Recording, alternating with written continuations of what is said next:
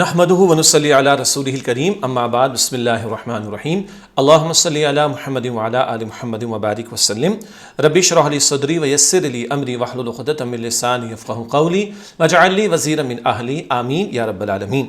عزیز طلباء و طالبات، محترم حضرات و خواتین اور معزز اساتذہ کرام، السلام علیکم ورحمۃ اللہ وبرکاتہ۔ 3 کے پیجز ہیں 192، 194 اور 195۔ ہمیشہ کی طرح سب سے پہلے آپ کو معلوم ہے کہ ہم مقاصد مطالعہ آپ کے سامنے رکھتے ہیں۔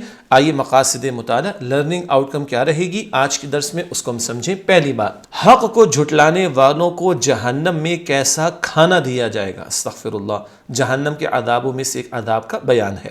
نمبر 2، قیامت کا دن کسے بوڑھا کر دینے والا ہوگا۔ بہت سخت بات ہے، کسے بوڑھا کر دے گا، وہ ترجمے میں بھی بات واضح ہوگی انشاءاللہ، اور اس کی تشریح بعد میں ہم کریں گے۔ نمبر 3، قرآن حکیم کن لوگوں کے لیے نصیحت ہے، کنہیں فائدہ ہوگا قرآن کی نصیحت سے، یہ بات بھی بیان ہوگی۔ نمبر 4، اللہ سبحانہ وتعالی نے آپ صلی اللہ علیہ وآلہ وسلم اور صحابہ کرام رضی اللہ عنہم کی عبادت کی کیا گواہی دی۔ اللہ گواہی دے رہے، سبحان اللہ، رسول اللہ علیہ السلام اور صحابہ کرام رضی اللہ تعالی عنہم اجمعین کی عبادت کے بارے میں۔ نمبر 5، اللہ سبحانہ وتعالی نے اہل ایمان پر کیا شفقت فرمائی۔ تہجد کی نماز کا بیان پچھلی کلاس میں بھی آیا تھا، آج بھی آئے گا۔ ایک آسانی اللہ نے عطا فرمائی، وہ شفقت کیا ہے آگے ہم سمجھیں گے انشاءاللہ۔ نمبر 6، سورت کے آخر میں دنیا اور آخرت میں کامیاب ہونے کے کیا اصول بیان ہوئے۔ ہم چاہتے ہیں نا کہ کامیاب ہو، تو کامیاب کون ہوگا اور ان کامیاب ہونے والوں کے لیے اصول کیا ہیں، یہ اصول بھی اس صورت کے آخر میں انشاءاللہ ہمارے سامنے آئیں گے۔ تو یہ بہت ساری باتیں جو آج انشاءاللہ ہم سورۃ المزمل کی آیات 11 تا 20 کے مطالعے میں سمجھیں گے۔ اب آئیے آج جن آیات کا مطالعہ کریں ان کا ترجمہ آپ کے سامنے رکھتے ہیں۔ اس وقت اسکرین پر آپ کے ہمارے سامنے سورۃ المزمل کی آیات 11 تا 15 ہیں۔ اعوذ باللہ من الشیطان الرجیم، بسم اللہ الرحمن الرحیم۔ وَذَرْنِي وَالْمُكَذِّبِينَ أُولِي النَّعْمَةِ، اور آپ جھٹلانے والے خوشحال لوگوں کا معاملہ مجھ پر چھوڑ دیجئے۔ وَمَهِّلْهُمْ قَلِيلًا، اور انہیں تھوڑی سی مہلت دیجئے۔ إِنَّ لَدَيْنَا أَنْكَالًا، بے شک ہمارے پاس ان کے لیے بھاری بیڑیاں ہیں۔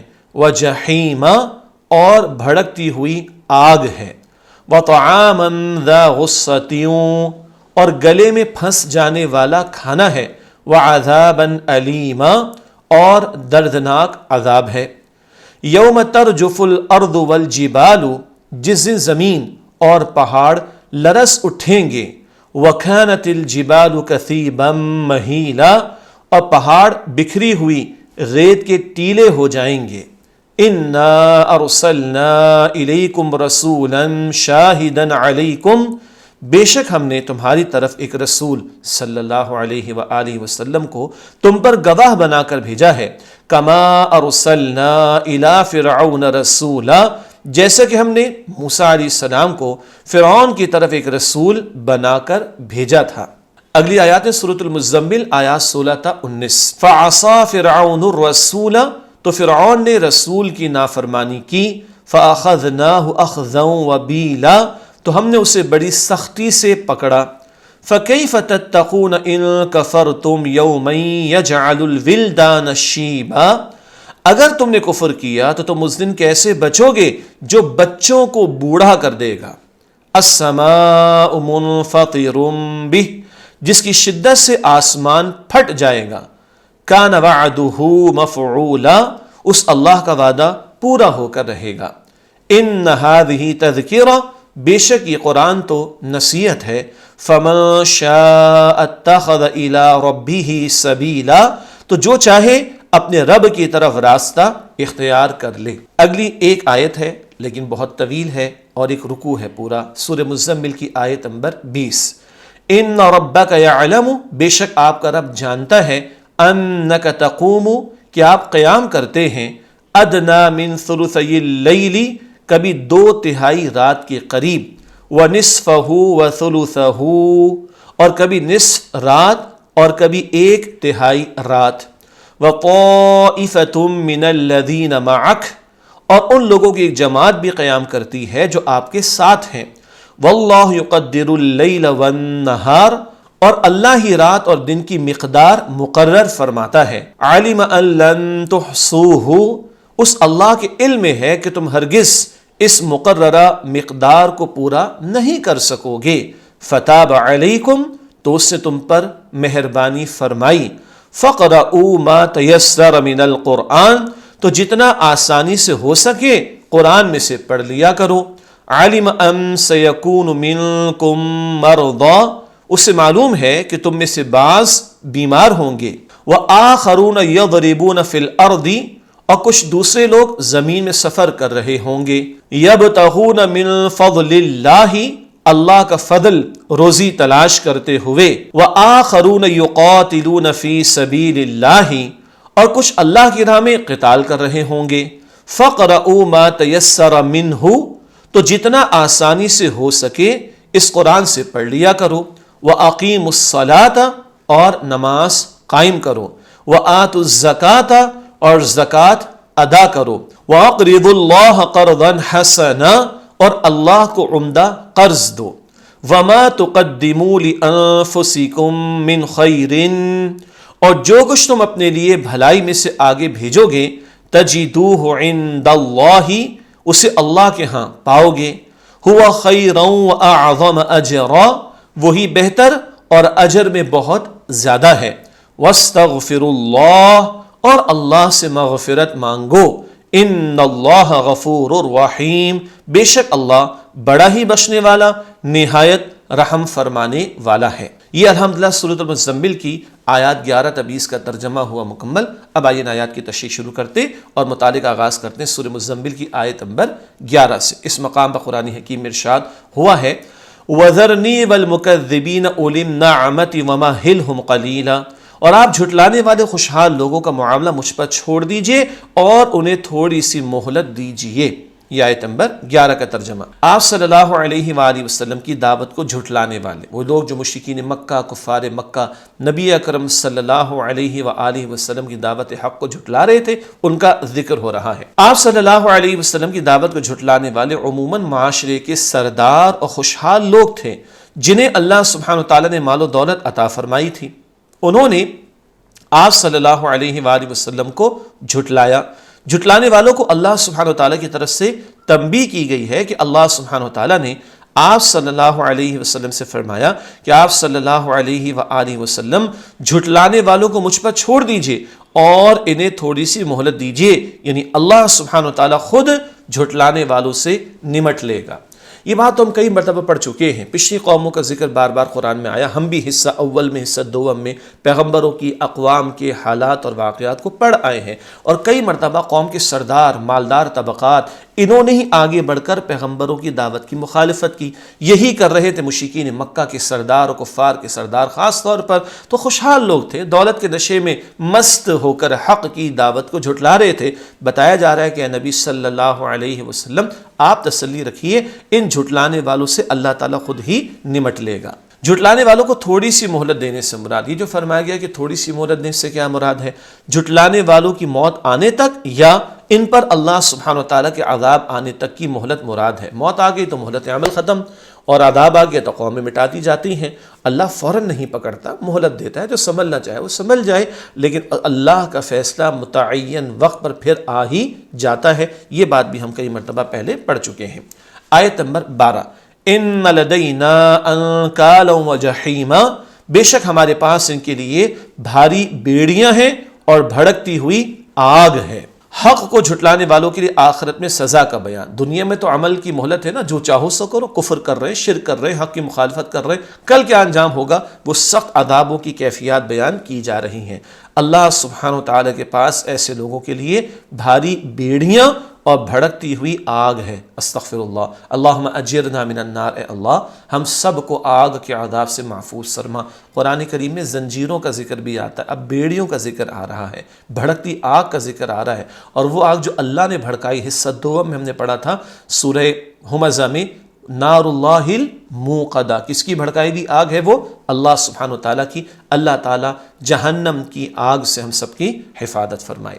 آیت نمبر 13 وَطَعَامًا ذَا غُصَّةٍ وَعَذَابًا أَلِيمًا اور گلے میں پھنس جانے والا کھانا ہے اور دردناک عذاب ہے. یہ آیت نمبر 13 کا ترجمہ. جہنم میں حق کو جھٹلانے والوں کی غذا کا بیان. کیا غذا دی جائے گی وہاں پر؟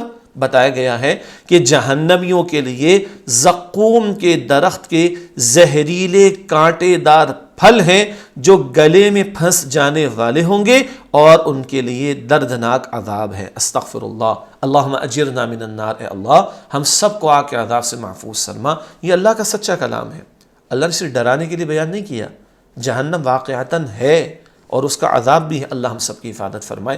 زقوم کے درخت کا بیان پہلے بھی ہم پڑھ چکے ہیں، سورہ صافات میں بھی تھوڑا ذکر آ گیا تھا ہمارے سامنے، اور کانٹے دار زہریلے کانٹے دار اس کے پھل ہوں گے اور جو گلے میں پھنس جائیں گے، استغفر اللہ۔ اور دیگر مقامات پر ہم پڑھتے ہیں کہ پھنسے گا تو اتارنے کے لیے پانی چاہیے ہوتا ہے نا، کھولتا ہوا انتہائی گرم پانی پینے کو دیا جائے گا، استغفر اللہ، اور ان کے عذاب میں اضافہ ہوگا۔ اللہ ہم سب کو جہنم کے ہر عذاب سے محفوظ فرمائے۔ آیت نمبر 14، یوم ترجف الارض والجبال وکانت الجبال کثیبا مہیلا، جس دن زمین اور پہاڑ لرز اٹھیں گے اور پہاڑ بکھری ہوئی ریت کے ٹیلے ہو جائیں گے۔ ٹیلے کیا ہوتے ہیں؟ کبھی تو ایک تو پہاڑ ہوتے سخت ہوتے ہیں، کبھی بعض علاقوں کے اندر ریت کے پہاڑ ہوتے ہیں، ان کو تودے بھی کہا جاتا ہے اور ٹیلوں کی شکل اختیار کرتے ہیں۔ وہ ریت ہوتی ہے اصل میں، اڑتی ریت کے ذرات اڑتے رہتے ہیں۔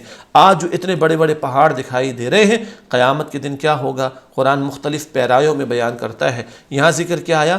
ریت کے ٹیلے کی طرح ہوں گے، کالعہن المنفوش، دھنکی ہوئی اون کی طرح ہوں گے۔ سورۃ القارعہ میں ہم پڑھ چکے ہیں، یہ بیان قیامت کی کیفیات کا کئی مرتبہ قرآن حکیم میں آیا ہے۔ قیامت کے دن کا حال، قیامت کے دن زمین اور پہاڑ لرز اٹھیں گے اور پہاڑ بکھری ہوئی ریت کے ٹیلوں کی طرح ہو جائیں گے۔ اللہ بالکل مٹا دے گا ان کو، زمین کو چٹیل میدان کر دے گا۔ اور زلزلہ کیسا ہوگا؟ سورہ زلزال ہم پڑھ چکے ہیں حصہ 2 میں، پارٹ 2 میں، اذا زلزلت الارض زلزالہا، زوردار زلزلے کی مانند ہلا دیا جائے گا پوری زمین کو۔ اللہ اکبر۔ آیت نمبر 15، انا ارسلنا الیکم رسولا شاہدا علیکم کما ارسلنا الی فرعون رسولا، بے شک ہم نے تمہاری طرف ایک رسول صلی اللہ علیہ وآلہ وسلم کو تم پر گواہ بنا کر بھیجا ہے، جیسا کہ ہم نے موسیٰ علیہ السلام کو فرعون کی طرف ایک رسول بنا کر بھیجا تھا۔ پہلے موسیٰ علیہ السلام بھیجے گئے تھے، اب محمد مصطفیٰ علیہ السلام تمہاری طرف اے مکے والو رسول بنا کر بھیجے گئے۔ اول تو ان سے خطاب ہے، ورنہ قیامت تک کے لیے اب رسول نبی مکرم صلی اللہ علیہ وآلہ وسلم ہی ہیں۔ آیت میں مذکور آپ صلی اللہ علیہ وسلم کا مقام، کیا مقام بیان ہو رہا ہے؟ آپ صلی اللہ علیہ وآلہ وسلم اللہ سبحانہ وتعالیٰ کی طرف سے بھیجے ہوئے رسول ہیں جو تمام انسانوں پر گواہی دینے والے ہیں۔ اب آپ خاتم النبیین ہیں، آپ پر نبوت ختم ہو گئی، اب تمام انسانوں کے اور جنات کے لیے بھی یقیناً اللہ کے رسول محمد صلی اللہ علیہ وسلم ہی آخری رسول ہیں، اور تمام انسانوں پر گواہی دینے سے مراد اللہ کا پیغام، اللہ کا دین ان تک پہنچا دینے والے۔ نبی کریم صلی اللہ علیہ وسلم کی لوگوں پر گواہی، نبی کریم صلی اللہ علیہ وآلہ وسلم قیامت کے دن لوگوں پر گواہی دیں گے کہ انبیاء اور رسول علیہ السلام نے اللہ سبحانہ وتعالیٰ کے احکامات و پیغامات لوگوں تک پورے پہنچا دیے تھے، لوگ اپنے اچھے برے عمل کے خود ذمہ دار تھے۔ سورۃ البقرہ آیت نمبر 143 میں، سورہ نساء آیت نمبر 41 میں بھی یہ بات آتی ہے۔ قیامت کے دن اور احادیث میں تفصیل آتی ہے، ہر امت اپنے رسول کی بات کو جھٹلانے کے لیے کوشش کر رہی ہوگی، اور اللہ سبحانہ وتعالیٰ نبی اکرم علیہ السلام اور آپ کی امت کو کھڑا کرے گا، اور ہم سب بھی کہیں گے، اور حضور بھی فرمائیں گے نوح علیہ السلام نے بھی پہنچایا تھا، ابراہیم علیہ السلام نے بھی پہنچایا تھا، موسیٰ علیہ السلام نے بھی پہنچایا تھا، یہ حضور قیامت کے دن بھی گواہی دیں گے صلی اللہ علیہ وسلم۔ اور ہاں، رسول اللہ علیہ السلام نے دنیا میں بھی گواہی دی ہے، اللہ کا دین لوگوں تک پہنچا کر اپنے قول سے بھی، اپنے کردار سے بھی، اور دین کو غالب کر کے گواہی پیش کر کے گئے حضور صلی اللہ علیہ وسلم۔ حجۃ الوداع کا موقع یاد ہے نا، last sermon of the holy prophet صلی اللہ علیہ وسلم، حضور نے کیا فرمایا؟ میں نے گواہی دے دی، پیغام پہنچا دیا، سب نے عرض کیا آپ نے پیغام پہنچا دیا۔ پھر حضور نے کیا کیا صلی اللہ علیہ وسلم؟ اپنے مبارک ہاتھ کی مبارک انگلی آسمان کی طرف بلند کی، اللہم اشہد، اے اللہ تو بھی گواہ رہے، یہ سب گواہی دے رہے میں نے تیرے پیغام کو ان تک پہنچا دیا۔ تو دنیا میں بھی حضور نے گواہی دی ہے، اب ہم نے دینی ہے ختم نبوت کے بعد، اس دین کی گواہی دنیا کے سامنے پیش کرنا ہمارا فرض ہے، اور قیامت کے دن بھی حضور گواہی دیں گے، اور یہ امت کہے گی ہاں تمام رسولوں نے اپنی اپنی امتوں کو اللہ کا پیغام پہنچا دیا تھا۔ حضرت موسیٰ علیہ السلام کی مثال، اللہ سبحانہ وتعالیٰ نے آپ صلی اللہ علیہ وآلہ وسلم کی رسالت کی دلیل کے لیے تاریخ سے حضرت موسیٰ علیہ السلام کی مثال بیان فرمائی ہے، جنہیں اللہ سبحانہ وتعالیٰ نے فرعون کی طرف رسول بنا کر بھیجا تھا۔ تو بتایا جا رہا ہے دیکھو پہلے موسیٰ علیہ السلام بھی آئے تھے، فرعون نے کیا کچھ کیا، پھر فرعون کا انجام بھی دیکھ لو۔ آج محمد مصطفیٰ صلی اللہ علیہ وسلم آ گئے، اے مکے والوں کو تم انکار کرو گے تو فرعون کا انجام تمہارے سامنے بطور عبرت موجود ہے۔ آیت نمبر 16، فَعَصَى فِرْعَوْنُ الرَّسُولَ فَأَخَذْنَاهُ أَخْذًا وَبِيلًا، تو فرعون نے رسول کی نافرمانی کی تو ہم نے اسے بڑی سختی سے پکڑا۔ فرعون کا حضرت موسیٰ علیہ السلام سے سلوک، فرعون نے حضرت موسیٰ علیہ السلام کی نافرمانی کی اور کفر پر اڑا رہا۔ یہ واقعہ تفصیل سے ہم پڑھ چکے، یاد آ گیا۔ پارٹ 2 میں حصہ دوم میں ہم نے ابراہیم علیہ السلام کا قصہ بھی پڑھا تھا اور موسیٰ علیہ السلام کا قصہ بھی تفصیل سے پڑھا تھا۔ فرعون کا انجام، اللہ سبحانہ وتعالیٰ نے اسے سخت عذاب میں جکڑ لیا، اسے غرق کر دیا، اس کی لاش کو نشان عبرت بنا دیا، اور آل فرعون کو بھی اللہ تعالیٰ نے اس کے ساتھ غرق کر دیا تھا۔ آیت نمبر 17، فَكَيْفَ تَتَّقُونَ إِن كَفَرْتُمْ يَوْمًا يَجْعَلُ الْوِلْدَانَ شِيبًا، اگر تم نے کفر کیا تو تم اس دن کیسے بچو گے جو بچوں کو بوڑھا کر دے گا۔ بہت عجیب بات ہے، وہ دن بچوں کو بوڑھا کر دے گا۔ آئیے سمجھتے ہیں حضرت موسیٰ علیہ السلام اور فرعون کے واقعے سے حاصل ہونے والا سبق۔ رسولوں کا انکار کرنے والے اللہ سبحانہ وتعالیٰ کے عذاب سے نہیں بچ سکتے۔ یہ پیغمبروں کے واقعات میں بار بار یہ نقطہ ہمارے سامنے آیا، یہی مشرکین مکہ کو بھی سمجھایا جا رہا ہے اور یہی ہر دور کے کافروں کو بتایا جا رہا ہے۔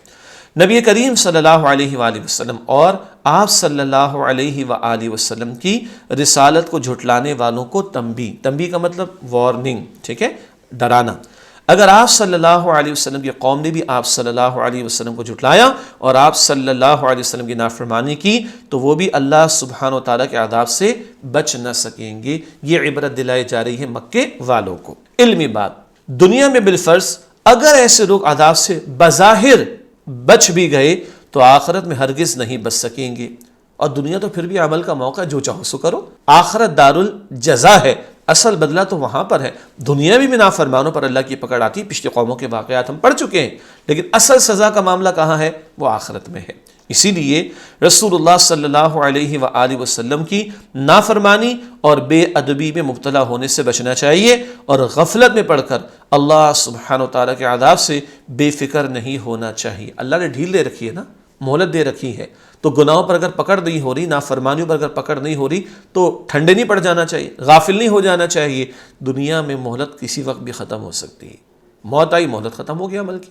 اصل معاملہ کہاں ہے؟ آخرت میں ہے، جزا اور سزا کا۔ قیامت کے دن کی ہولناکی کا بیان۔ قیامت کے دن بچوں کو بوڑھا کر دینے والا ہوگا، اللہ اکبر کبیرہ۔ بعض لوگوں کو آپ نے دیکھا ہوگا ان پر بڑھاپا بظاہر جلدی آ جاتا ہے، کیا ہوا جی، یہ فلاں فکر لاحق ہو گئی، فلاں مرض لاحق ہو گیا، وہ ٹینشن میں پڑ گئے، بڑے مصائب آ گئے، جلد بڑھاپا آ گیا۔ تو ذرا سختی کی کیفیات آئیں تو بڑھاپا کچھ لوگوں پر جلدی آ جاتا ہے۔ اتنی بات تو سمجھ آتی ہے نا؟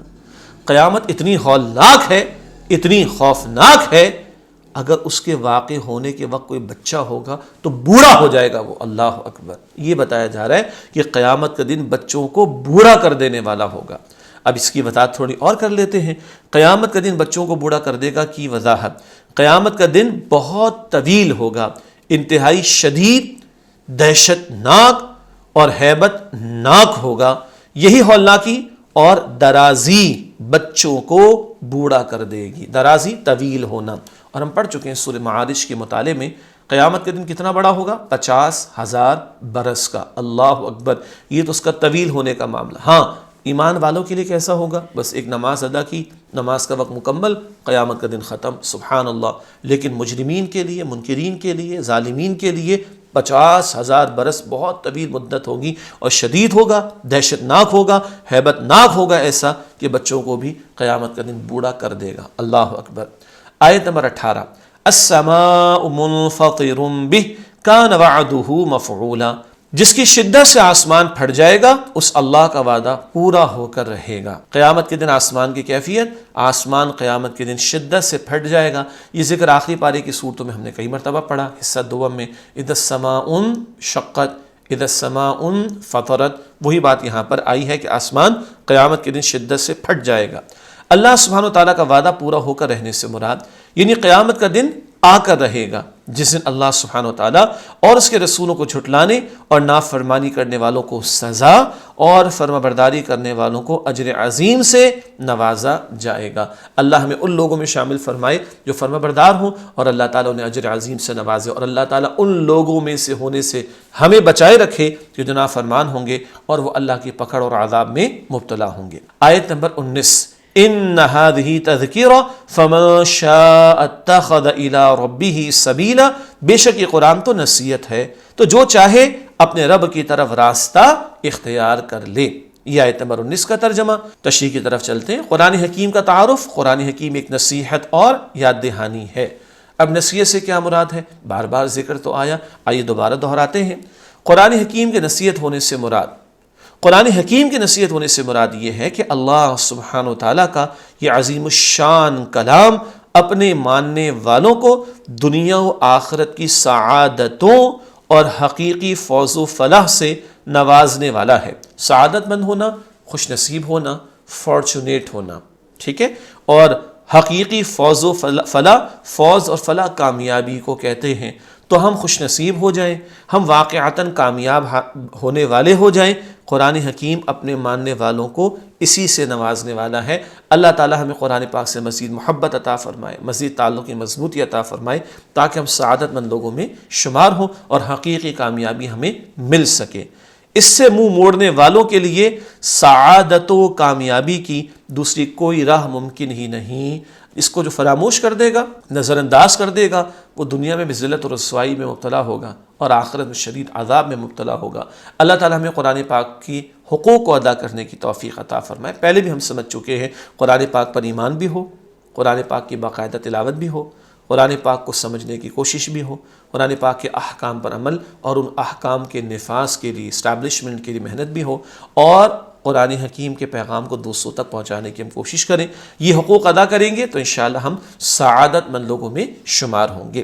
اس حوالے سے ایک اور نقطہ سمجھتے ہیں، قرآن حکیم کا لوگوں کے لیے نصیحت ہونا۔ قرآن حکیم ان لوگوں کے لیے نصیحت ہے جو اس عظیم الشان نصیحت سے فائدہ حاصل کرنا چاہیں۔ بارش برستی ہے نا، جس نے برتن کو کھلا رکھا ہوا ہے پانی جمع کر لے گا، جس نے برتن کو الٹا کر دیا پانی نہیں ملے گا۔ صبح سورج کی روشنی گھروں میں آتی ہے نا، جو چاہے فائدہ اٹھا لے۔ سردی میں دھوپ بہت اچھی لگتی ہے، اور آج کل تو کہتے ہیں فلاں فلاں وائٹامن ڈی بھی آپ کو بہت چاہیے بھائی، وغیرہ وغیرہ۔ تو جو چاہے سورج کی روشنی سے فائدہ اٹھا لے، لیکن جو کھڑکی پر پردہ ڈال دے گا اس کو فائدہ ملے گا؟ نہیں ملے گا۔ روشنی موجود ہے، فائدہ نہیں ملے گا۔ بارش برس رہی موجود ہے، برتن الٹا کر دیا فائدہ نہیں ملے گا۔ قرآن تو موجود ہے، دل بند کر دیا تو فائدہ کہاں سے ہوگا؟ دل میں طلب ہو، تڑپ ہو، ہدایت کی جستجو ہو، اللہ سے مانگے بندہ، تو انشاءاللہ قرآن سے ہدایت ملے گی۔ قرآن حکیم ان لوگوں کے لیے نصیحت ہے جو اس عظیم الشان نصیحت سے فائدہ حاصل کرنا چاہیں، جو اپنے رب کے راستے پر چلنا چاہیں اور ہدایت کے طالب ہوں۔ قرآن حکیم انسان کو اس کے آغاز و انجام، اس دنیا میں اس کی حیثیت اور مقام و مرتبے سے آگاہ کرتا ہے۔ کیا بتاتا ہے قرآن؟ یاد دہانی کراتا ہے، تم کون ہو، تمہیں اللہ نے بنایا ہے، دنیا میں بھیجے گئے عبادت کرنے کے لیے، جانا کدھر ہے، منزل تمہاری آخرت۔ یہ یاد دہانی قرآن کراتا ہے، اور جس میں سچی طلب و تڑپ ہوگی قرآن سے ہدایت پائے گا۔ حضرت سلمان فارسی کہاں کے تھے؟ فارس، پرشیا، ایران کے تھے۔ طلب تھی، اللہ نے محمد مصطفیٰ علیہ السلام کے پاس پہنچا دی، ایمان لے آئے۔ ابو لہب کون تھا؟ پڑوس میں تھا، نبی صلی اللہ علیہ وسلم کے چچا تھا۔ ہدایت کی طلب و تڑپ نہیں تھی، گمراہ ہو گیا۔ قرآن حکیم میں سورہ لہب ہم پڑھ کر آ چکے ہیں، اور کس قدر اس کے لیے اللہ تعالیٰ نے شدید الفاظ استعمال کیے۔ تو where there is a will there is a way، دل میں چاہت ہو، طلب ہو، تڑپ ہو، جستجو ہو، تو اللہ انگلی پکڑ پکڑ کر ہمیں چلائے گا، اور قرآن ہمارے لیے ہدایت کا ذریعہ بنتا چلا جائے گا انشاءاللہ۔ انسان کے اختیار کا ذکر ہے تو جو چاہے راستہ اختیار کر لے۔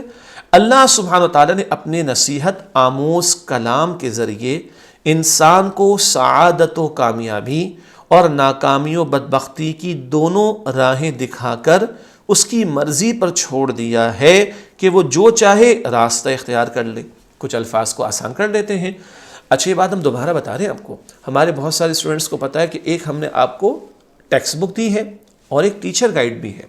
تو ہم ٹیکسٹ بک کا کانٹینٹ بھی، یعنی مواد بھی آپ کو پیش کر رہے ہیں، اور جو ٹیچر گائیڈ جو ٹیچرز کے لیے ہے ان کی تشریح بھی آپ کے سامنے رکھ رہے ہیں۔ تو یہ مکمل پیکج ہے، اسٹوڈنٹس کے لیے بھی، ٹیچرز کے لیے بھی، پیرنٹس کے لیے بھی، سب کے لیے بھی، ٹھیک ہے۔ تو جہاں تھوڑا مشکل لفظ کوئی محسوس ہوتا ہے تو ہم کوشش کرتے ہیں کہ اس کو آسان کر دیں۔ نصیحت آموز کلام، تو قرآن ایسا کلام ہے جو نصیحت سے بھرا ہوا ہے۔ ایک بات ہو گئی۔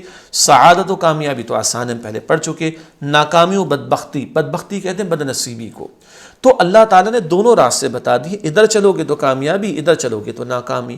اب اختیار دیا جو چاہو سو کرو، زندگی امتحان کے لیے، چاہو تو پاس ہو جاؤ، چاہو تو فیل ہو جاؤ، یہی امتحان ہوتا ہے نا، اللہ نے دنیا میں بھیجا امتحان کے لیے۔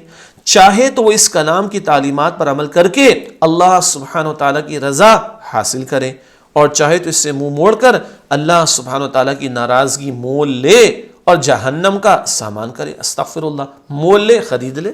چاہو تو قرآن کو تھامو جنت پاؤ، اور چاہو تو قرآن کو چھوڑا استغفر اللہ تو جہنم کا سودا کرو۔ استغفر اللہ، اللہ اس سے بچائے، جہنم سے بچائے، قرآن کو تھامنے کی توفیق عطا فرمائے، اور ہم سب کو جنت الفردوس عطا فرمائے۔ اب اگلی آیت ہے سورۃ المزمل کی آیت نمبر 20، اور بہت طویل آیت ہے، ٹھیک ہے، آئیے اس کا مطالعہ کریں۔ اور ہم نے شروع میں ذکر کیا تھا کہ یہ ایک مدنی آیت ہے، یاد آیا؟ سورت مکی ہے مگر یہ آیت مدینہ شریف میں نازل ہوئی، لیکن مدنی دور کی آیت ہے اور مکی صورت میں ہے۔ یہ پتہ کس نے بتایا؟ یہ رسول اللہ صلی اللہ علیہ وآلہ وسلم نے بتایا۔ قرآن پاک نازل ہوا 23 برس میں نا، تو اللہ کے رسول بتاتے صلی اللہ علیہ وسلم۔ بڑی دلچسپ بات ہے، کون سی آیت کو کہاں رکھنا ہے، کون سی صورت کو کہاں رکھنا ہے، یہ پوری ترتیب جو آج قرآن پاک کی ہمارے پاس ہے، کس نے متعین فرمائی؟ خود رسول اللہ صلی اللہ علیہ وسلم نے، اللہ تعالیٰ کے فرمانے کے مطابق۔ بہرحال اب آخری آیت مگر طویل آیت، سورہ مزمل کی آیت نمبر 20۔ ان ربک یعلم انک تقوم ادنی من ثلثی اللیل ونصفہ وثلثہ، بے شک آپ کا رب جانتا ہے کہ آپ قیام کرتے ہیں کبھی 2/3 رات کے قریب، اور کبھی نصف رات، اور کبھی 1/3 رات۔ وطائفۃ من الذین معک واللہ یقدر اللیل والنہار، اور ان لوگوں کی ایک جماعت بھی قیام کرتی ہے جو آپ کے ساتھ ہیں، اور اللہ ہی رات اور دن کی مقدار مقرر فرماتا ہے۔ علم ان لن تحصوہ فتاب علیکم، اس اللہ کے علم میں ہے کہ تم ہرگز اس مقررہ مقدار کو پورا نہیں کر سکو گے، تو اس سے تم پر مہربانی فرمائی۔ فَاقْرَؤُوا مَا تَيَسَّرَ مِنَ الْقُرْآنِ عَلِمَ أَن سَيَكُونُ مِنْكُمْ مَرْضَىٰ، تو جتنا آسانی سے ہو سکے قرآن میں سے پڑھ لیا کرو، اس سے معلوم ہے کہ تم میں سے بعض بیمار ہوں گے۔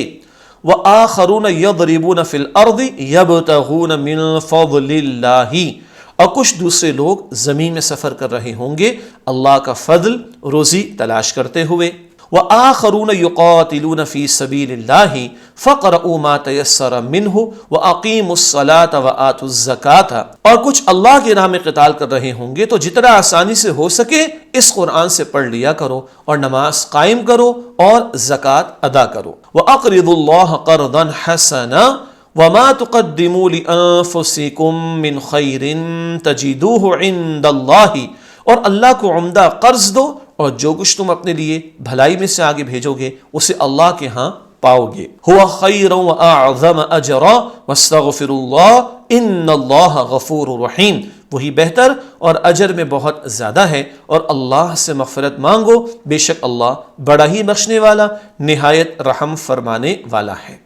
یہ آیت نمبر 20 ایک آیت کا ترجمہ ہوا۔ اب آئیے اس طویل آیت کی تشریح کی طرف چلتے ہیں۔ اللہ سبحانہ و تعالیٰ کی طرف سے آپ صلی اللہ علیہ وآلہ وسلم اور صحابہ کرام رضی اللہ عنہم کی عبادت کی گواہی کا بیان۔ اللہ کیا بتا رہا ہے؟ بے شک اللہ جانتا ہے کہ آپ صلی اللہ علیہ وسلم اور صحابہ کرام رضی اللہ عنہم کی جماعت رات میں قیام کرتے ہیں، کبھی 2/3 رات 2/3، کبھی نصف رات ہاف آف دا نائٹ آدھی رات، اور کبھی 1/3 رات 1/3، 1/3 رات کو کہا جاتا ہے۔ یہ اللہ سبحانہ و تعالیٰ کی طرف سے بیان ہو رہا ہے کس کا معاملہ؟ نبی اکرم علیہ السلام اور صحابہ کرام کی تہجد کی نماز کی کیفیت کا۔ اللہ خود بندوں کے اعمال سے خود واقف ہے، اور یہاں وہ نبی اکرم علیہ السلام اور آپ کے مقدس صحابہ کرام کی جماعت کی اس کیفیت کا ذکر فرما رہا ہے کہ کبھی 2/3 رات، کبھی آدھی رات، اور کبھی 1/3 رات کے قیام میں یہ لوگ مصروف عمل ہوتے ہیں۔ اگلا نقطہ، آیت ایک ہی چل رہی ہے، تشریح کے نقطے بہت سارے ہیں۔ رات اور دن کی حقیقت کا بیان۔ رات اور دن کی مقدار اللہ سبحانہ و تعالیٰ ہی مقرر فرماتا ہے۔ گرمیوں میں راتیں چھوٹی ہو جاتی ہیں اور دن بڑے، جبکہ سردیوں میں راتیں بڑی ہو جاتی ہیں اور دن چھوٹے ہو جاتے ہیں۔ یہ موسموں کا تغیر بھی اللہ تعالیٰ کی بڑی نعمت ہے، اور اس سے ایک رنگینی زندگی کے اندر ہمیں دکھائی دیتی ہے۔ کون مقرر فرما رہا ہے؟ اللہ سبحانہ و تعالیٰ۔ اس زمین و آسمان میں رات دن کے بدلنے میں، گرمی سردی کے موسموں میں اللہ کی قدرت کی نشانیاں ہیں۔ ایک اور نقطہ، اہل ایمان پر اللہ سبحانہ و تعالیٰ کی شفقت کا بیان۔ اللہ سبحانہ و تعالیٰ نے اہل ایمان کے لیے رات کی نماز تہجد کو نفل قرار دیا اور فرض نہیں فرمایا۔ اللہ کے رسول علیہ السلام نے ساری زندگی ادا فرمائی، امت کے لیے نفل کا معاملہ ہو گیا، جو سہولت سے ہو سکے اتنا تو رات میں قیام کر لو، اس کی ترغیب اور تشویق یعنی شوق دلایا گیا ہے۔ اللہ سبحانہ و تعالیٰ کی طرف سے تہجد کی ابتدائی حکم پر رعایت کا بیان۔ 2/3 آدھی یا 1/3 رات قیام کرنے کے بجائے اللہ سبحانہ و تعالیٰ نے رعایت فرمائی کہ جتنا آسانی سے ممکن ہو اتنا تہجد میں قرآن حکیم کی تلاوت کر لی جائے۔ اور شروع میں کیا آیا تھا؟ وَرَتِّلِ الْقُرْآنَ تَرْتِيلًا، ترتیل سے، ٹھہر ٹھہر کر، اثر لیتے ہوئے، سمجھتے ہوئے تلاوت کرنا۔ اللہ سبحانہ و تعالیٰ جانتا ہے کہ انسان اس مشقت کو نہیں نبھا سکے گا، اس طرح اللہ سبحانہ و تعالیٰ نے بیماروں، معاش کے لیے محنت کرنے والے مسافروں اور اللہ سبحانہ و تعالیٰ کی راہ میں جہاد کرنے والوں کی رعایت فرمائی۔ وہ خالق ہے نا، اسے مخلوق کی کمزوریوں کا پتہ ہے، تو یہ سارے معاملات بھی ہوں گے۔ کسی کی بیماری کا معاملہ، کوئی نوکری پیشہ ہوگا، کوئی کاروبار کرنے میں مصروف عمل ہوگا، سفر میں ہوگا، کوئی راہ خدا میں قتال کر رہا ہوگا، ان سب کا لحاظ رکھتے ہوئے فرمایا گیا ہے جتنا سہولت کے ساتھ ہو سکے اس کا اہتمام کرو۔ اب نہ بیماری ہے اور نہ کوئی رات کو کام کاج کرنا ہے، نہ کوئی قتال کا تقاضا ہے، تو سو رہے ہیں تو تھوڑا اٹھ بھی جائیں۔ اللہ مجھے اور آپ کو بھی توفیق عطا فرمائے۔ اختتام صورت پر دنیا اور آخرت میں کامیاب ہونے کے اصول کا بیان۔ نمبر 1، نماز تہجد ادا کرنا۔ نمبر 2، فرض نمازیں ادا کرنا۔ نمبر 3، زکوٰۃ دینا۔ نمبر 4، اللہ سبحانہ و تعالیٰ کی راہ میں خرچ کرنا۔ اور نمبر 5، اللہ سبحانہ و تعالیٰ سے مغفرت مانگنا۔ یہ اعمال ہیں جو کامیابی کی طرف لے جانے والے ہیں۔ نماز 5 فرض ہیں، وہ تو ادا کرنی ہے۔ زکوٰۃ اس پر لاگو ہوگی جو صاحب نصاب ہو جائے۔ جو بھی طلبہ ہیں وہ تو ابھی پاکٹ منی پر ہوں گے، ہمیں پتہ ہے، لیکن جو بڑے ہیں ماشاءاللہ ان کو معلوم ہونا چاہیے، سیکھنا چاہیے۔ اگر ہم صاحب نصاب ہیں تو زکوٰۃ ادا کرنا ہم پر لازم ہے۔ نماز تہجد کا بھی اہتمام کریں، نفل نمازوں میں سب سے افضل نماز اور اللہ کے قریب کر دینے والا بہت بڑا عمل تہجد کی نماز کا اہتمام۔ پھر اللہ کی راہ میں خرچ کرنا۔ حدیث میں یہاں تک ذکر آتا ہے کہ ان فی المال لحق سوى الزکاۃ، بے شک مال میں زکوٰۃ کے علاوہ بھی حصہ ہے، تو جن کو زکوٰۃ ادا کرنی وہ تو ادا کریں، اس کے علاوہ بھی خرچ کریں۔ اور ایک بات ہم بہت مرتبہ پیش کر چکے ہیں کہ جو ہمارے اسٹوڈنٹس ہیں، طلباء و طالبات ہیں، جن کے پاس تھوڑا بہت ہی ہوتا ہے تو کسی کو شیئر کرا سکتے ہیں، 2-3 دن کی پاکٹ منی سے کچھ بچا کر کسی کی ہیلپ کر سکتے ہیں۔ یہ بات ہم نے پہلے بھی سمجھی، اللہ ہمیں توفیق عطا فرمائے۔ اور اللہ سبحانہ وتعالیٰ سے مغفرت مانگنا کتنی قیمتی بات ہے۔ اتنی نیکی کے کام کرنے کے بعد بھی دل میں یہ نہ آ جائے میں نے بڑی عبادت کر لی، میں نے بہت خیر کے کام کیے، میں نے بڑی نیکیاں کر لی، تب بھی ڈرتے رہے پتہ نہیں اللہ کے قبول ہو کہ نہ ہو، اللہ کو کوئی ہماری نافرمانی بری نہ لگ جائے کہ جس کی وجہ سے ہماری نیکیاں ضائع ہو جائیں، استغفر اللہ۔ تو اللہ سے مغفرت کا بھی اہتمام کرنا ہے۔ اللہ ہم سب کو توفیق عطا فرمائے۔ ایک اور حکم یا ایک اور رعایت اور ایک اور توجہ دلائی جانے والی بات، تہجد کے بارے میں اللہ سبحانہ وتعالیٰ کا حتمی فیصلہ۔ آخری بات کیا آ رہی ایمان والوں کے لیے، امت کے لیے، اہل ایمان کے لیے تہجد کو نفل قرار دیا گیا ہے اور فرمایا گیا ہے کہ جتنا آسانی سے ہو سکے اتنا قرآن تہجد کی نماز میں تلاوت کر لیا کرو۔ یعنی صبح صادق کے وقت نماز تہجد کا وقت ختم ہوتا ہے نا، جس وقت سحری کا وقت ختم ہو جاتا ہے وہ صبح صادق کا وقت کہلاتا ہے۔ اس سے 15 منٹ پہلے آدمی اٹھ جائے، 20 منٹ پہلے آدمی اٹھ جائے، 2 رکعت 4 رکعت جو اللہ توفیق عطا فرمائے۔ اور اس وقت اللہ کہاں نزول فرماتا ہے اپنی شان کے مطابق، پہلے آسمان پر، وہ مانگنے کا موقع بھی ہے جو سہولت سے ہو جائے۔ اور سردیوں کی راتیں ہوں تو سبحان اللہ، راتیں طویل ہوتی، نیند بھی پوری ہو جاتی ہے۔ وہ جی گرمیوں میں راتیں جو ہیں وہ چھوٹی ہو جاتی ہیں تو کوئی بات نہیں بھائی، گرمیوں میں دن بڑے ہوتے ہیں تو کچھ صبح نیند ہو جائے گی تھوڑی سی، جس کو دوپہر میں موقع ملے گا، اگر کسی کو تو وہ قیلولہ کر لے گا۔ where there is a will there is a way، طلب اور تڑپ سچی ہوگی اللہ آسانی فرمائے گا انشاءاللہ۔ ایک اور اہم بات، اللہ سبحانہ و تعالیٰ کو قرض حسنہ دینے سے مراد، ذکر ہے نا کہ اللہ کو قرض حسن دو، اس سے کیا مراد ہے؟ اللہ سبحانہ و تعالیٰ کی راہ میں خرچ کرنا، یعنی دین کی نشر و اشاعت، تبلیغ اور دین کی سربلندی کی جد و جہد میں خرچ کرنا قرض حسنہ کہلاتا ہے۔ نیز قرض حسنہ سے زکوٰۃ کے علاوہ وہ تمام نفلی صدقات مراد ہیں جو صرف رضائے الہی کے حصول کے لیے اس کی راہ میں مال حلال سے صدق نیت، فراخ دلی اور خوشی کے ساتھ خرچ کیے جائیں۔ کیا بات سمجھ میں آئی؟ وہ مال جو اللہ کے دین کو پھیلانے، اس کی دعوت کو عام کرنے، اس کے دین کی سربلندی کے لیے خرچ کیا جائے، وہ قرض حسنہ کہلاتا ہے۔ پھر زکوٰۃ کے علاوہ جو کچھ خرچ کرتے ہیں نفلی صدقات کہلاتے ہیں، وہ جو نیک نیتی کے ساتھ ہوں، اللہ کے رضا کے حصول کے لیے ہوں اور دل کی کشادگی کے ساتھ خرچ کیے جائیں، خوشی خوشی خرچ کیا جائے، یہ سارا کچھ بھی کیا کہلاتا ہے؟ قرض حسن۔ اور بات کیا آ رہی؟ کامیابی چاہتے ہو تو یہ بھی کام کرنا ہوگا، راہ خدا میں خرچ کرنا ہوگا۔ فرمان نبوی صلی اللہ علیہ وآلہ وسلم، حضرت عبداللہ بن مسعود رضی اللہ تعالیٰ عنہ کی روایت ہے کہ ایک مرتبہ رسول اللہ صلی اللہ علیہ وآلہ وسلم نے پوچھا، تم میں سے کون ہے جس کو اپنا مال اپنے وارث کے مال سے زیادہ محبوب ہے؟ لوگوں نے عرض کیا، یا رسول اللہ صلی اللہ علیہ وسلم، ہم میں سے کوئی بھی ایسا نہیں جسے اپنا مال اپنے وارث کے مال سے زیادہ محبوب نہ ہو۔ آپ صلی اللہ علیہ وسلم نے فرمایا، سوچ لو کہ تم کیا کہہ رہے ہو۔ لوگوں نے عرض کیا، یا رسول اللہ صلی اللہ علیہ وآلہ وسلم، ہمارا حال واقعی یہی ہے۔ اس پر حضور صلی اللہ علیہ وآلہ وسلم نے فرمایا، تمہارا اپنا مال تو وہ ہے جو تم نے اپنی آخرت کے لیے آگے بھیج دیا، اور جو کچھ تم نے روک کر رکھا وہ تو وارث کا مال ہے، وہ تو وراثت میں تقسیم ہو جائے گا۔ تمہارا اصل کیا ہے؟ وہ جو بینک آف اللہ انلمیٹڈ میں، بڑا پیارا عنوان ہے، بینک آف اللہ انلمیٹڈ میں نہ ختم ہونے والا جس کا اجر جمع کرا دی، وہ تمہارا اصل مال ہے۔ یہ صحیح بخاری اور شریف میں اور سنن نسائی شریف میں بھی یہ حدیث نبی اکرم علیہ السلام کی ہمیں ملتی ہے۔ اللہ تعالیٰ کی صفت کا بیان، تمام احکامات کی بجا آوری کے بعد اللہ سبحانہ و تعالیٰ سے مغفرت اور بخشش مانگنے کی طرح توجہ دلائی گئی ہے کہ بے شک اللہ سبحانہ و تعالیٰ بہت بخشنے والا اور نہایت رحم فرمانے والا ہے۔ احکامات کی بجا آوری، احکامات پر عمل کرنا مراد ہے، اور ان نیک اعمال کے بعد بھی اللہ سے اس کی بخشش کا سوال کرنا سکھایا گیا۔ اور اللہ کون ہے؟ بہت بخشنے والا، نہایت رحم فرمانے والا۔ ایک اور حکمت کی بات سمجھتے ہیں، اللہ سبحانہ وتعالی سے مغفرت مانگنے کی ترغیب دلانے کی حکمت۔ کیوں شوق دلایا جا رہا ہے کہ اللہ سے مغفرت مانگو؟ تمام احکامات کی بجا آوری کے بعد اللہ سبحانہ وتعالی سے معافی مانگنے کا مطلب یہ ہے کہ انسان خواہ کتنا ہی محتاط کیوں نہ ہو، اس سے پھر بھی کچھ نہ کچھ کمی کجی ہو جاتی ہے۔ ہم سے نمازوں میں کتنی کوتاہیاں ہوتی ہیں، روزہ رکھنے میں کتنی کوتاہیاں ہوتی ہیں، ہم سب کو معلوم ہے، اور اعمال میں تو اب کیا سمجھایا جا رہا ہے؟ تمام اعمال کے کرنے کی توفیق خاص اللہ سبحانہ وتعالیٰ کے فضل و کرم اور احسان سے ہوتی ہے۔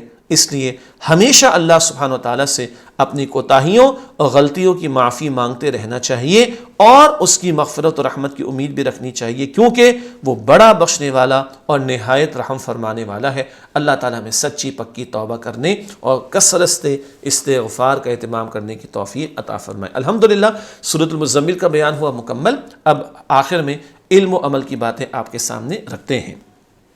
بیٹا یہ چوتھی لائن میں کیونکہ سے پہلے ڈیش ہے نا، ڈیش کو ہٹا دیجیے گا۔ علم و عمل کی باتیں، اس حوالے سے پہلا نقطہ، رات کو نیند سے اٹھ کر نماز تہجد میں قرآن حکیم پڑھنا نفس کی اصلاح کا بہترین طریقہ ہے، اور اس وقت کی بات بہت اثر رکھتی ہے۔ سورۃ المزمل کی آیت نمبر 6 میں یہ بات ہمارے سامنے آئی تھی۔ نمبر 2، ہمیں مخلوق کی مرضی کے مقابلے میں اللہ سبحانہ وتعالیٰ کے حکم اور اس کی مرضی کو ترجیح دینی چاہیے۔ آیت نمبر 8 میں بات آئی، مخلوق نیچے، اللہ رب العالمین کا حق اور حکم اوپر رہے گا۔ نمبر 3، ہمیں حق کی راہ میں لوگوں کی طرف سے پہنچنے والی تکالیف پر صبر کرنا چاہیے اور ان سے اچھے طریقے سے علیحدگی اختیار کرنی چاہیے۔ آیت نمبر 10 میں یہ بات آئی، اور علیحدہ ہونے سے مراد یہ نہیں کہ بالکل چھوڑ چھاڑ کے نکل جاؤ، ان کو دعوت کا کام ہی بند کر دو، نہیں، ایسا رویہ کہ آئندہ دعوت کا عمل جاری رکھنے کا موقع رہے۔ بات تفصیل سے آ چکی ہے۔ چوتھا نقطہ، حق کو جھٹلانے والوں کے لیے بیڑیاں، بھڑکتی آگ اور گلے میں پھنس جانے والے کھانے کا بھی عذاب ہوگا۔ آیت نمبر 11-13 میں یہ بات آئی، اللہم اجرنا من النار، اے اللہ ہم سب کو آگ کے عذاب سے محفوظ فرما۔ پانچواں نقطہ، رسول کی نافرمانی اور گستاخی پر فرعون جیسا ظالم اور جابر بھی اللہ سبحانہ وتعالیٰ کے عذاب میں مبتلا ہوا۔ سورہ مزمل کی آیت نمبر 16 میں ذکر آیا، فرعون کا انجام ہمارے سامنے ہے۔ نمبر 6، قیامت کی ہولناکی اس قدر شدید ہوگی کہ بچوں کو بھی بوڑھا کر دے گی۔ آیت نمبر 17 میں یہ بات آئی، تفسیر ہم نے سمجھی، وہ انتہائی خوفناک اور ہیبت ناک موقع ہوگا کہ بچہ بھی ہوگا تو بوڑھا ہو جائے گا اس کی سختی کی وجہ سے۔ ساتویں بات علم و عمل کی باتیں کے حوالے سے، قرآن حکیم ایک نصیحت ہے، جو چاہے وہ قرآن حکیم سے نصیحت حاصل کر کے اللہ سبحانہ وتعالیٰ کی رضا کو پا سکتا ہے۔ آیت نمبر 19 میں بات آئی، اللہ تعالیٰ ہمیں قرآن پاک سے تعلق کی مضبوطی اور اس کے حقوق کو ادا کرنے کی توفیق عطا فرمائے، تفصیل آ چکی ہے۔ 8واں نقطہ، قرآن حکیم کی تلاوت کرنا، نماز اور زکوٰۃ ادا کرنا، اللہ سبحانہ و تعالیٰ کی راہ میں مال خرچ کرنا اور استغفار کرنا کامیابی کے اصول ہیں۔ آیت نمبر 20 میں یہ ذکر ہمارے سامنے آیا تھا۔ 9واں نقطہ، ہم اپنے لیے جو نیک اعمال آگے بھیجیں گے ہمیں اللہ سبحانہ و تعالیٰ کے ہاں اس کا بہترین اجر ملے گا۔ آیت نمبر 20، اللہ ہمیں اس کا یقین عطا فرمائے اور ایمان کے تقاضوں پر عمل کرنے کی اخلاص نیت کے ساتھ توفیق عطا فرمائے۔ علم و عمل کی باتیں کے حوالے سے 10واں اور آخری نقطہ، ہمیں اللہ سبحانہ و تعالیٰ سے مغفرت مانگنی چاہیے، وہ بہت معاف فرمانے والا اور رحم فرمانے والا ہے۔ سورہ مزمل کی آیت نمبر 20 میں یہ بات ہمارے سامنے آئی۔ اللہ تعالیٰ سے دعا ہے کہ اللہ تعالیٰ ہمیں نماز تہجد کی توفیق دے، تمام نمازوں کا اہتمام کرنے کی توفیق دے، اپنے راہ میں خرچ کرنے کی توفیق دے، استغفار کی کثرت کی توفیق دے، اور جو اور تقاضے ہمارے سامنے اللہ تعالیٰ ہم سب کو عمل کرنے کی توفیق عطا فرمائے۔ انشاءاللہ اگلی کلاس میں آپ سے ملاقات ہوتی ہے۔ وآخر دعوانا ان الحمد للہ رب العالمین، والسلام علیکم ورحمۃ اللہ وبرکاتہ۔